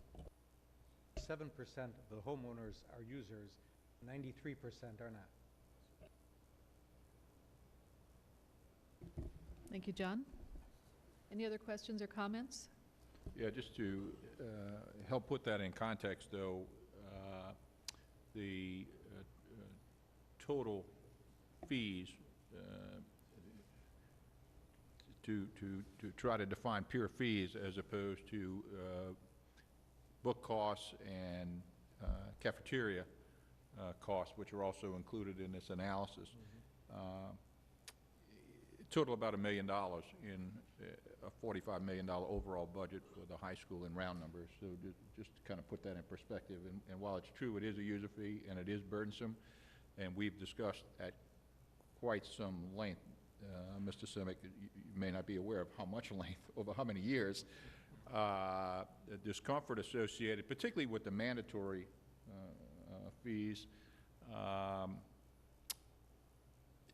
they're not a huge part of the overall funding equation, and so I think that area is ripe for further discussion and further exploration once the Path to Black is completed and our reserve balances are such, and you know, we have maybe a little bit more flexibility as to what we do going forward. Thank you, Mr. Block. Any other comments? I've struggled with this for 3-4 years, and was happy last year to see the discontinuation of the holding flat on voluntary fees like the athletic fees, the removal of the family cap. But the biggest concern that I've had is the comparison to something that's as core to the educational process as the books, where there has never been a family cap, and there's really it's so variable. We heard last month, I think, that a random sampling showed anywhere as low as $80 or something, two-digit number, to as high as $600 and some dollars. And I continue to struggle with the idea that we can't, and I appreciate that we're working on it, but we can't seem to do anything about that. I'm assuming that there are different levels of cost associated with different sports. Sports that need more equipment, more infrastructure probably cost more than those that use less, yet the cost is the same for all the athletics, right? If you participate. But if you're in a AP class, you're probably spending 50% more for books than non-AP. So you're actually disincented from an economic standpoint from stretching toward that class. I really hope that when we're sitting here a year from now looking at this same analysis, that a couple things happen. First, that I appreciate this historical analysis that's included here. I've not seen that before, but a section that's missing is books. Certainly, if you can capture the athletic costs, you can capture the costs of operating the bookstore and see what share of the book price that the students pay is actually what that makes up of the total cost of books. I'm going to guess that it's something greater than 45–46%, which is the highest share that the fees make up under transportation. Under athletics, it's 23%. Under clubs, it's 8%, if I'm reading this the right way. And the other thing that I'm hoping that we'll see a year from now is some mechanism for leveling out the costs from one student to another. So while those 7% of the families that have kids in the school, maybe they should be bearing more of the burden while their kids are here, that there's so much variability doesn't seem consistent with the rest of this to me. Thank you, Mr. Bergner. Other comments? All right. It has been moved and seconded. May I have a roll call vote, please, on the approval of student fees? Mr. Scribner? Aye. Mrs. Snoblin? Aye. Mr. Carey? Aye. Mr. Bergner? Aye. Mr. Block? Aye. Mrs. Golan? Aye. Motion carries. I would say on this topic, the staff and the board members have been diligent, asked questions, studied it, argued over it, agreed on things, come to consensus, but this with the other things that we've passed tonight, we put a lot of work into it and a lot of thought. Next is the approval of the website design proposal. Mr. Simic? Yeah, Mrs. Whipple and Mr. DeBose, Mr. DeBose might be speaking to this. Mrs. Whipple shepherded a very comprehensive evaluation that began with something I wanted to thank Mr. DeBose for, because in an entire career I've never had a vendor, in this case a website vendor, request a RFP, a request for proposal, from a sender. And the reason for that was Silver Point was one of the vendors that was not considering responding to our RFP. They saw the RFP and had never seen one as good, they said, called and requested it so that they could give it to other school districts to say, this is how it's done when you know what you're doing. And that was all of Mr. DeBose's work and influence in that. And so certainly added a tremendous amount of value to that process, and I'll let Mrs. Whipple continue with how that went. Thank you, Mr. Simic. I started off with just a listing of who was involved in the website advisory committee. When we were putting this together, we realized the website touched far more than just our students or our parents, but obviously implications in technology, instruction, Board of Education. Mrs. Snoblin served on behalf of the board, the administration, our library, and then other areas, our parents, as well as just looking at communications in general. So this was the committee that served in the evaluation. When we first met, we put together a list of things that were our wish list, if you will. And it was quite comprehensive. We spent, I believe, 2 full meetings looking at it, honing the objectives and project goals. And then what we did was we actually invited 4 of the top website providers that in the area that other schools use to come in and make presentations. From there, we actually learned some things that we didn't know to even ask for. So it was good for us. As I mentioned in an earlier presentation tonight, our website had not been redesigned since 2006, so it was a very valuable part of the process to actually see some things that we may be missing. And then, as Mr. Simic said, Cornelius was unbelievably resourceful in putting together the RFP, or request for proposal, that we would actually take out.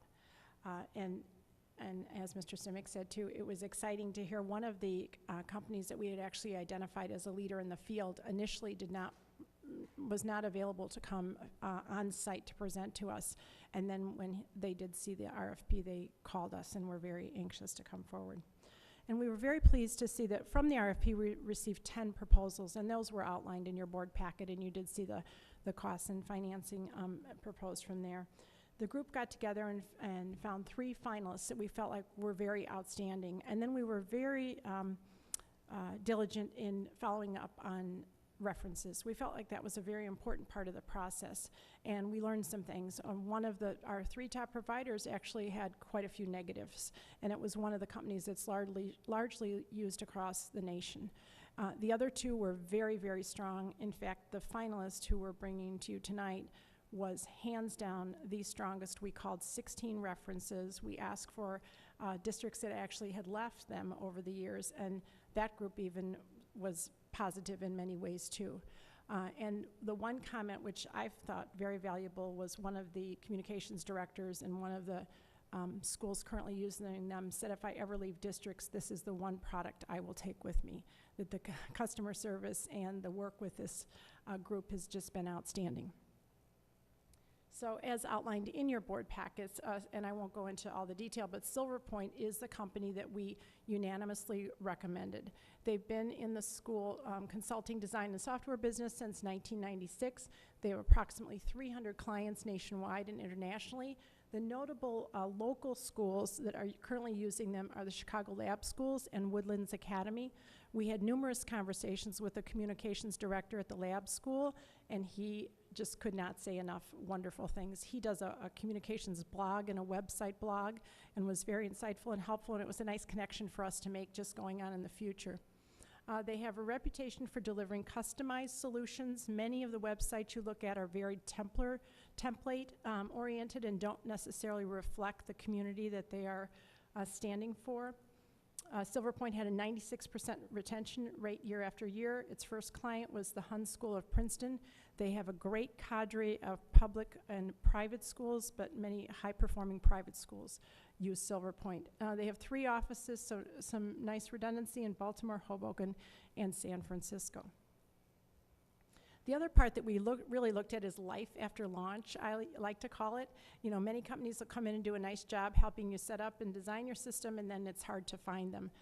They have a dedicated account manager to work with us, site help, monthly newsletters.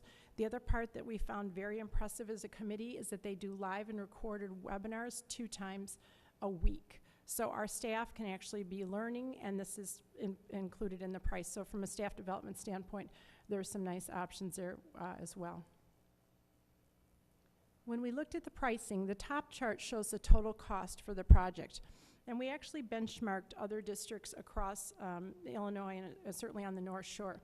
This was very much in line with what individual districts were paying for this same feature. The second chart down below, thanks to shared services, we're able to split these costs with 67. So the costs to Lake Forest High School are in half. And in meeting with the business department and reviewing, we're recommending option 2, which is a little more upfront, but over the course of the 5-year agreement, there is a savings to each district. And so that is what we're bringing before you tonight. Are there any questions? Thank you, Mrs. Whipple. Board members, do you have questions or comments? I do have several questions. Sure. Ms. Whipple. There were 10 proposals received, and Silver Point was roughly in the middle of the pack. Exactly. And while your report is very thorough with respect to Silver Point and the deliverables we wanted to see out of a new website provider, what I wasn't able to gain was an understanding of why none of the 5 or so lower priced providers, some of them considerably lower priced, didn't get selected, or I don't know who made the final. You Right. said there were sort of 2 people who stood out above the rest. Were any of those 2, the other one of those 2, was that a significantly lower cost provider? And if so, you don't have to name Right. the firm. I'm just curious about what led to dismissal of their proposal. Right. The lowest providers, and I won't go through who they were, that you can look in the chart, they didn't complete all the areas in the RFP that we asked for, or didn't have strong redundancy in hosting, different things like that that we really felt were instrumental to the project. The other 2 one that we really liked was so much higher, that wasn't even one of the finalists. We felt like it would not be cost effective to go with them. The 3 that we liked were basically clustered in the middle and could offer all the different options that we had. So they're very similar, but the customer service on the Silver Point was the one that really stood out. A variety of things with the different providers that we felt weren't as strong. Some were out of the country. One was out of the country. One didn't seem to have enough backup from organizationally. We were concerned that the staff wasn't strong enough, or that the track record, they hadn't been in business long enough. So it was really a variety of reasons that we narrowed to the 3. The 3 had very similar complexions, if you will, as far as having a good track record, good references in general, good redundancy, nice content management systems, and things like that. So that based on our requirements that were put forth in the RFP, we really felt like those 3 met it the very strongest. And in summary, then, you felt like none of the lower cost suppliers were even really close. met the criteria. Exactly. And in kind of fact, eliminated themselves. Right. Okay. One of the 3 was a bit lower than Silver Point, but we also felt we were a bit concerned it was a new company and it would have been a risk to go with them. And this is a very significant project. Another thing that I neglected to mention is the ongoing annual fees for the high school will be close to $6,000. We have the opportunity, between eliminating some of our current technology fees as well as some of our products, to actually pay for that with the elimination of some of the things we're currently paying in. So it'll be a wash, if you will, for ongoing, which we feel is very exciting, and I'm sorry I didn't mention that in the presentation. It was in the report. So Right, it was in the report, but I really felt like that was worth highlighting, because to say that we can go from years tier 2 to 5 with no additional costs and offer a product that we're very excited will bring a lot of new opportunities is quite significant.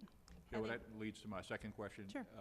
Are there other costs we'll be avoiding by going this route? I mean, there must be some costs associated with our current website. Right. I don't know if we I did have them outline those. isolated, but Yeah, I did outline those, and we can absorb, I think the total for the high school, in addition to Edline, which is about $6,300, our video hosting, our e-newsletter cost, and hosting and backup to the tune of another $9,000, so about $16,000 a year we'd be eliminating in total. And that is video hosting, e-newsletter cost, and hosting and backup services. And then Edline, which is a product we currently use for educational purposes. and going forward, we're only paying roughly $10,000 a year. Is that my understanding in total, on average? Well, if we go with option 2, it would be $58.50 per year, between 2 and 5. Yeah, but the total cost Oh, is total, I'm sorry, yes, absolutely. $50,700 over Yes. 5 years, and you say we're avoiding $16,000 a year in expenses. That's exactly Yeah. right. This is a Well, slam dunk. when we benchmarked other districts, if you would take 67 and 115 in isolation, we would be paying this twice as a community and a resident. Yeah. Okay, thank you very much. Having been a member of the committee, I want to say that Ann devised a process that enabled us to come to, I think, a really strong decision, because we started out, the committee consisted of people who need to interact with the website in a variety of different ways. Parents who need to be able to go to the website and perhaps filter it for information for their students who are both at the high school and at the middle school. We also have teachers who are going to need to be able to use the website to present information to their students. We have technology people within the building who are going to need to be able to maintain things. We have staff who are going to need to be able to update the website. So all of those perspectives were really important in, first of all, in developing the RFP, but then also in evaluating the candidates, because there were some that might be very strong in one area, but we didn't really like their parent portal, you know, that parents wouldn't be able to customize it to the extent necessary. Or, of course, Cornelius was very valuable in helping us evaluate all of the hosting and the backups, and, you know, if there is some sort of disaster, is our website going to be retrievable? Mobile use was an important factor, too. We wanted to make sure we had a website that was mobile friendly, not just now, but going into the future. We didn't want to get a few years out and say, hey, there's some new device that's intermediate between an iPad and an iPhone. What are we going to do about that? So we were looking at responsive design. So all of those factors together made it actually very easy for us to come to our decision. Once we were down to the final three, Ann led us through a process of reevaluating our initial criteria to determine if anything had changed in our weighting of them. In other words, are all these things equal? Are some of these factors more important to us? Once we did that, it became very clear, and it was a very easy decision to come to, and I think that it's an indicator of a good process. So it was, in my opinion, a very good process, and I feel really excited about the vendor, and I'm really, really looking forward to seeing a contemporary website for our district. It's been a long time coming. Thank you. And thanks, really, great thanks to the committee, the hours and hours that, were put into this investigation. Just maybe a final comment. I want to commend everybody involved for the breadth and depth of the committee structure, the two committee structures, I guess, that were involved in this project. And I would hope it can be a template for other significant decisions that the district has to make going forward that have, broad impact on not only the users but the community as a whole, as the website does. So again, I commend everybody involved. I will pass that on to the committee. They couldn't all be here tonight, but they were very enthusiastic about bringing the proposal, and I'll be sending an update out to them tomorrow. It did scare some of the vendors initially, because we had a very large initial committee, and they were doing presentations to that committee, and they were saying, are there really going to be 22 deciders here? And had to assure them that, no, we had a process by which we were going to have a smaller group make the final decision. All right, anything else? I wanted to add a comment also. This is the second very significant example of Mrs. Whipple's ownership mentality in large group processes. The first of those being the superintendent search process, which is regarded by people in the community universally as an exemplary process involving a wide range of people and arriving at a conclusion that was shared. And the second one is the website, a wide range, a diversity of opinion within the room, a diversity of needs within the room, and also a process that narrowed down to one clear and universally held decision, which is very important. I also want to add into that the fact that there are three things that people tend to look at when making a decision, whether on people or on products, and that is either a resume or information that they're given, or an interview. The interview is the most seductive of the three. And the third thing that's most effective, actually, is background check. And the fastidiousness of this background check bore out that this was an exemplary company with a superior product. So thank you for that. Thank you. Thank you, Anne. Thank you, Cornelius. Thank you, Nikki, for their time on this project. I'd like to ask at this time for a motion. I move that the Lake Forest High School District 115 Board of Education approve the website design proposal as presented. Second. It's been moved and seconded. May I have a roll call vote, please? Mrs. Snoblin? Aye. Mr. Block? Aye. Mr. Bergner? Aye. Mr. Carey? Aye. Mr. Scribner? Aye. Mrs. Golan? Aye. Motion carries. Next, we have the adoption of the 2013-2014 goals. Mr. Simic? Thank you, Mrs. Golan. Yeah, I'd like to recommend approval of the 2013-14 goals. These are, to use a favorite word, examples of a very iterative process, and a process that is going to ramp up in, I believe, in the coming months and year with new school board members coming on to each district. We have two different sets of goals here. And goals, in my opinion, are things that are ideal things for a superintendent and board members to work on together collaboratively along with the community. And this is work that I look forward to enhancing over the coming year as well. So with that, I recommend this initial approval and then the coming work of the year. Thank you, Mr. Simic. Any questions or comments, board members? I would just second Mr. Simic's desires for the future. What we have here is not a bad set of goals, but they're goals of two committees. They're not district-wide goals. They don't meet some of the criteria that I know that you aspire to, and I would only say I look forward to working in the future to meet those criteria. Thank you. Any other comments? All right. May I have a motion then to approve the 2013-2014 goals? I move that the Lake Forest High School District 115 Board of Education approve the adoption of the 2013-2014 goals as presented. Second. It's been moved and seconded. All in favor of the adoption of the goals, say aye. Aye. Aye. Opposed? Motion carries. Thank you very much, and thank you everyone for all the hard work putting these together as well. Another successful collaborative effort. Of the Human Resources Report. Will you be doing that, Ms. Knight? I admit, I was still thinking about track colors. I never appreciated the difference. I'm serious. I never knew. First, I did want to take a moment and thank you for your kind words earlier this evening. I've learned lessons, both big and small, from both our current and returning board members and those leaving, so I did want to thank you for that. I also thought I would get it ahead of Mike because I'm sure he will far outdo me next month, so at least I got it in early. In our staffing report, you'll see that much of it is really looking toward fall. We are in a very nice place, both in terms of staffing and then the next step, budgeting.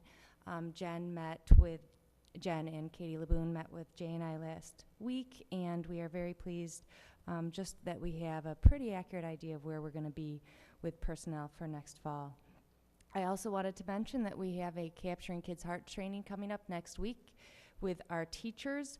We are also, and by we, I mean Linda Gancher and I will be speaking to APT tomorrow morning about the possibility of a parent training. We've been in contact with the Flippin' group about that possibility and are going to poll our parents and see if they are really interested in it.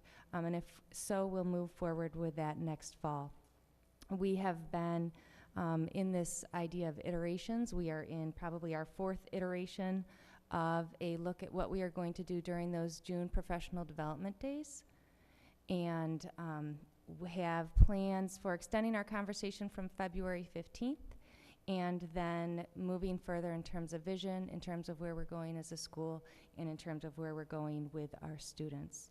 And lastly, I just wanted to make reference to our KTI, which is our in-house professional development structure, and make note of the fact that we've had a number of teachers already been in contact about teaching courses this summer with a unique set of ideas and really some passion about getting back in and working with their fellow educators. So that is exciting to look forward to.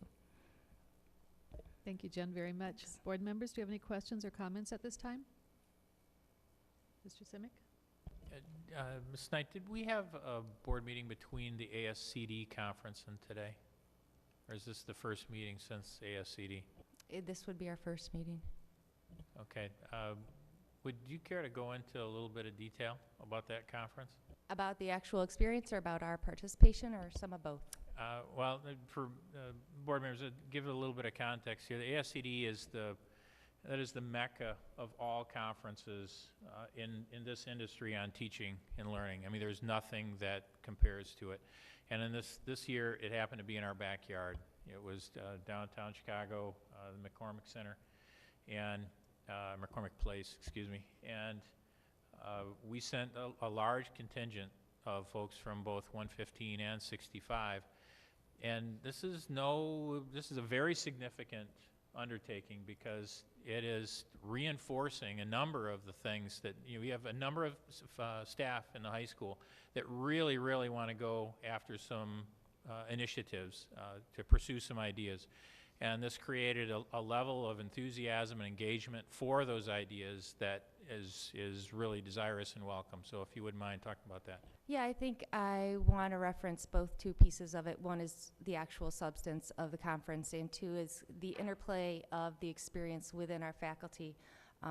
We did choose purposefully to ask a number of teachers to go, people who are in the classroom full-time, as well as relatively few, 3 administrators, Jim Sullivan, Tom Maher, and I. The conference is really focused on where is education going in terms of specific classroom instruction, but also in terms of what are the structures that you put in place within a school to develop a culture of inquiry, to examine what you're doing closely as educators and to move forward, to have conversations, and to look at what are the structures you can put in place both within the institution and within a classroom or within a curriculum in order to create a phrase which I have heard from Mr. Mike Simic, a viable curriculum that is guaranteed for all. We came to the conference, none of us had actually gone before, and we are all, I would say, as a general truth about District 115 teachers, hard to impress when it comes to any kind of speaker. Whether that's a good characteristic or bad, we have a pretty high bar. And we were, to a person, thrilled, not only with the individual sessions, which we got to self-select, but also with the general sessions that had, I don't know, it filled a McCormick room. There were so many people there, I almost turned around the first day I went in. It is a major conference. It is people from all over the United States, and it is intensely focused on classrooms and schools. These sessions last from 8 in the morning until 6 at night, and you are packed the whole time through. Now, the different pieces, we did not stay together as a group. We self-selected. We went in different directions purposefully, and then we came back together both at lunch and as follow-up afterwards. And what it really did create within the group was some inspiration for moving forward, some rejuvenation just around this idea of looking closely at what we do and enjoying the process of inquiry and enjoying curiosity for curiosity's sake, and also affirming some of the things that at an instinct level we thought were the right direction to move as an institution, but which we didn't really have the data to support because we had not done a data study on ourselves as an institution. So I am hopeful, and I do believe it is true, that we have built on some momentum, which I have to give Mike and Jean Sophie credit for out of February 15th, about growing as an institution and growing in a way that it best serves our students as a whole and as individuals. And thank you very much for that. I mean, the thing for the board to be aware of in terms of this conference is that to the extent we can, and increasingly so, we want to foster and press and encourage every opportunity for our teachers to develop a culture of inquiry within their classroom, but also simply within every interaction that they have with everybody all the time. And this is a very good start to that process. I was thrilled to see so many of our staff going, and equally thrilled to hear that they had benefited so much from it. They actually heard following the conference that one of our teachers had immediately applied one of the things that she had done, and is one of those things that's very hard for teachers to do, which is invite other teachers into their classroom to observe them. And she received the tools to do that from the conference, and so they're eager to apply it. I will point out as one other kind of illustration is we have, and this is completely run by our teachers, their idea, their implementation, and their delivery, a series of, we call them lunch and learns, but it's basically teachers taking time out of their lunch and going to learn about something. And they are hosting 3 lunch and learns over the 3 lunch periods tomorrow to explore with faculty and encourage fellow faculty members to basically get on the train. I know that's an overused metaphor, but you get the idea. To come back to the table next fall with some shared questions, and then to explore those questions as groups. And that is something that is completely independent of any kind of top-down push, any kind of compensation outside of what they get as educators. And I think we already have about 35 people signed up to do that. So that's exciting. And credit has to be given to those faculty members. I'm glad you brought that up, because I've always been very interested in hearing about the lunch and learns, because that is a learning community. I mean, it's not just about educating our students. Our teachers are educating each other so that they can better educate our students, and showing that sense of inquiry and passion for learning that our mission says we're trying to instill in our students as well. So I think it's a really positive thing. Any other comments or questions from board members? All right, Jen, thank you. As Thanks. I said, informational and inspirational. This time, I would like to ask for a motion to approve the Human Resources Report. So moved. Second. It's been moved and seconded. May I have a roll call vote, please? Mr. Scribner? Aye. Mrs. Snoblin? Aye. Mr. Block? Aye. Mr. Bergner? Aye. Mr. Carey? Aye. Mrs. Golan? Aye. Motion carries. Next, we have the consent agenda. Board members, is there any item you would like removed from the consent agenda at this time? Okay, tonight's consent agenda consists of approval of disbursements, payrolls, and financial statement, the approval of minutes of a regular meeting from March 12th, 2013, minutes of executive session March 12th, 2013, and the disposal of audio recordings. We have none of those tonight. May I have a motion to approve the consent agenda? So moved. Second. It's been moved and seconded. May I have a roll call vote, please? Mr. Block? Aye. Mr. Bergner? Aye. Mrs. Snoblin? Aye. Mr. Carey? Aye. Mr. Scribner? Aye. Mrs. Golan? Aye. Motion carries. Thank you. There were 2 FOIA requests that were taken care of, one from Tashonda Schumbert and one from Nancy Thorner. Announcements. Tuesday, April 16th is the Student Service Recognition Night at 7 p.m. Wednesday, April 17th, Lake Forest High School Foundation Luncheon. That's always very popular. Tuesday, April 23rd and Wednesday, April 24th is PSAE testing. Juniors only need to attend. Thursday, May 2nd and May 4th is Seussical performance at the high school at 7 p.m. The next regular Board of Education meeting will be May 14th here at 7 p.m. And I should mention at some point between now and then there will be a special board meeting to seat the new board members. The final date that we will be allowed to do that is May 7th. We'll just have to wait to hear from the county on that. At this time, I would like to entertain a motion for adjournment. So moved. Before you do that, Mrs. President, there is another board meeting scheduled that did not make the announcement list. There is both an executive session and a public meeting scheduled Wednesday night, April 17th. Is that correct, at 6:30? And I understand the agenda includes the potential decisions regarding senior administration compensation. Is that correct? Yes. Thank you.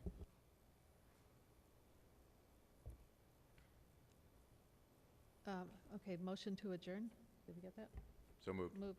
Second. Seconded. All in favor? Aye. Opposed?